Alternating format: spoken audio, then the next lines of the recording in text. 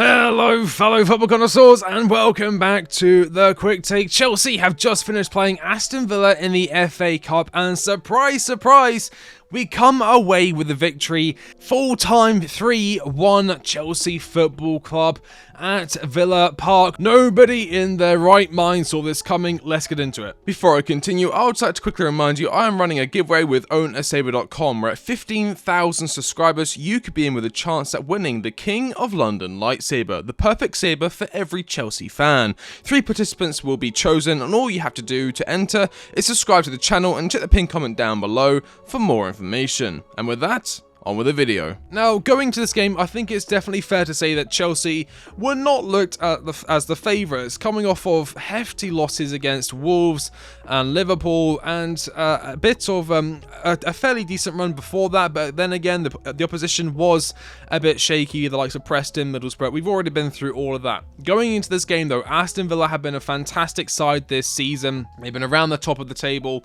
for a large majority of this said season, and Chelsea going into this game were certainly looked at as a lamb going to slaughter, and that is how I felt going into this game. I thought, okay, this is going to be a long watch.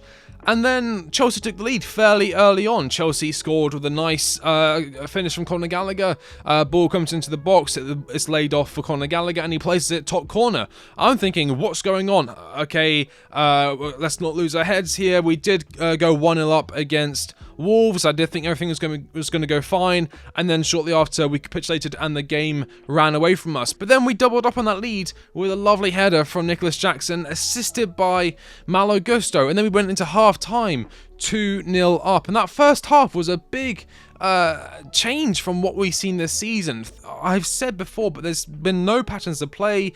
It's been very hard to tell what the manager's actually trying to do. But this game, you could actually see players playing in their position. You could pause the game at any moment, and you could actually highlight the formation that we were playing. Beforehand, it wasn't like that. Enzo Fernandez and Moises Caicedo, unlike their usual rhetoric during games of Enzo playing a second striker and Moises Caicedo being completely isolated in the midfield, they were playing next to each other, and it worked to their benefit. We saw times where Caicedo or Enzo was being pressured, they'd lay it off to one another, and then they'd go because they'd have someone to help them out, find the space, and allow them to break through the press. It worked beautifully, and although we walked out in a 4-2-3-1 shape, I'm just going to go through the starting lineup here. Petrovic, of course, in net, the old trusty Serbian goalkeeper. Ben Chilwell captaining the side at left back, Benoit Badiashile and Axel Disasi starting as a centre-back pairing. Thiago Silva dropped for this game. Who knows why? There was a strange question beforehand asked to Mauricio Pochettino, and he gave quite a strange answer, and the interview was a bit strange. It was a very strange situation altogether. Malo Gusto starting at right back. Fantastic game from Malo Gusto. He's certainly stepping up his game with Reece James being out injured following his surgery. Enzo Fernandez and Moises Caicedo, of course. Enzo Fernandez, man of the match performance. I'll get into the free kick in just a second. Noni Madueke starting on the right-hand side. Conor Gallagher, Nicholas Jackson starting on the left, and Cole Palmer. But in game, it took a very different shape. We in fact moved into a 4-4-2, far more stable, and it allowed us to be a lot more compact and win a lot more of the midfield battles in terms of numbers and passing outlets. Of course, with Noni Madueke and Nicholas Jackson so far out wide, we had that wide passing option that wasn't up the field being intercepted by their midfield pivot, or perhaps an adventuring fullback like Alex Moreno or Matty Cash. Their starting lineup was Martinez and net, Alex Moreno, Clement Longley, Diego Carlos, Matty Cash at the back, Douglas Luiz and Kamara in the midfield pivot of the 4-2-3-1, Leon Bailey, Yuri Tielemans, John McGinn and Ollie Watkins, who had a good game but was nullified by Chelsea's defence this match for the large majority of the 90 minutes play plus 4 minutes added time. But Chelsea looked to control this entire game. As I said, this was the first time this season I've seen Chelsea, well, not including preseason, I've seen Chelsea actually play like Chelsea, like a team who wanted it more than the opponent, a team that was ready to get stuck in and not make sloppy passes. It was Aston Villa, in fact, who made the sloppy passes, and we can see that with their overall passing accuracy here. Chelsea overall had 443 passes to their 418, with an 88% passing crossing accuracy to their 84% and a higher long ball accuracy. They had more crosses than us, but we had more success when it comes to the dribbles. They were getting intercepted a lot of the time, and they lost possession 103 times to us losing 83 times. So we were winning possession more. We were more accurate with our passes. We were just a lot more crisp and sharp in the game, which is, again, something that we haven't seen this season from Chelsea. And it was a massive statement to make after the game against Wolves and after the game against Liverpool to come out and play the way we did. I almost feel like it was like there was a weight lifted off of the shoulders of these players. They're coming into each game with so much pressure and so much on them to win the game, because we've been doing so poorly this season. Every point takes us further and further away from relegation, and I know the chances of relegation is so low, but even then you still need to get points on the board, and just it needs to be a certainty that we don't slip that far down.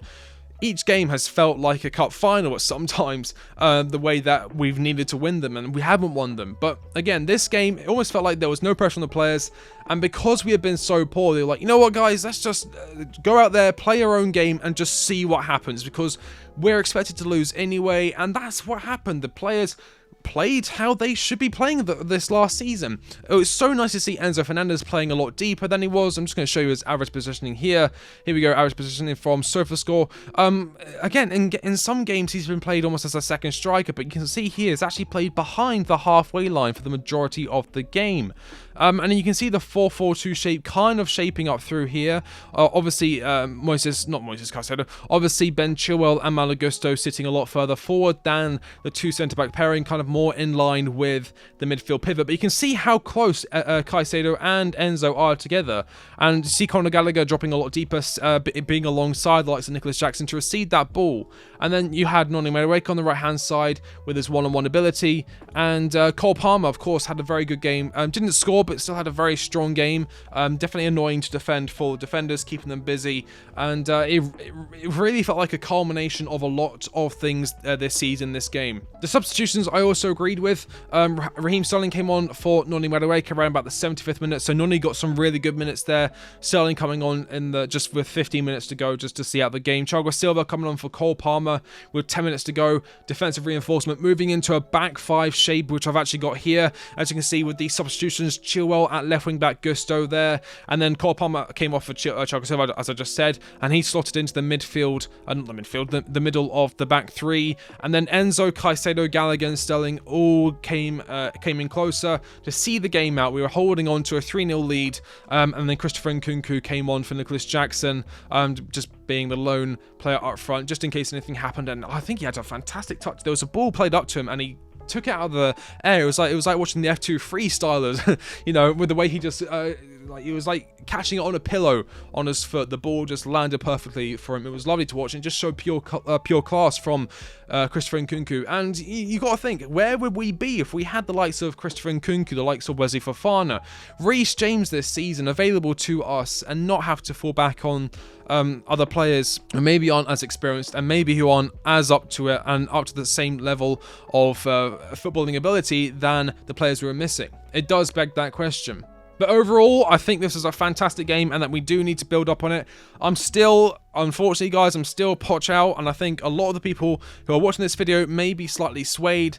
As far as I'm concerned, this is one game out of a period of a really tough time for Chelsea Football Club, and we do have some interesting games going forward, and it'll be easy to see how we deal with those games, as I said, going forward. Crystal Palace next, so maybe that's another game that we can try and get some momentum going. If we do get anything other than a win there, it will harm us. And then we got Man City after that, right before we play Liverpool in the EFL Cup final. And then we got another tough run after that: Brentford, Newcastle, Arsenal, Burnley, Manchester United.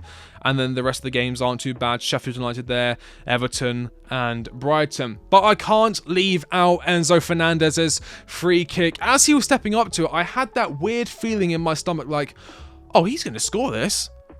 He's scoring this. It's written in the stars. And he stepped up, and how top corner was that free kick. Absolutely outrageous finish.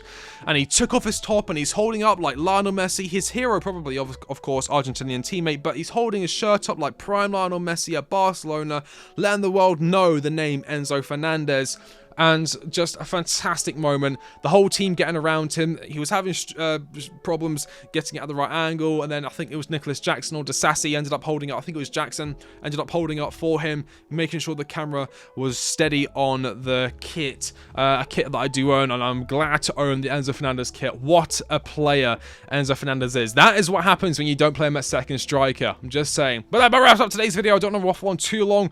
I've got to get this edited. I've got an hour and 40 minutes before it's midnight, and I have made a vow to myself to upload every single day this year. If you like the video, like, comment, and subscribe. I'm the Quick Take, and I'll catch you on the next one. See you later.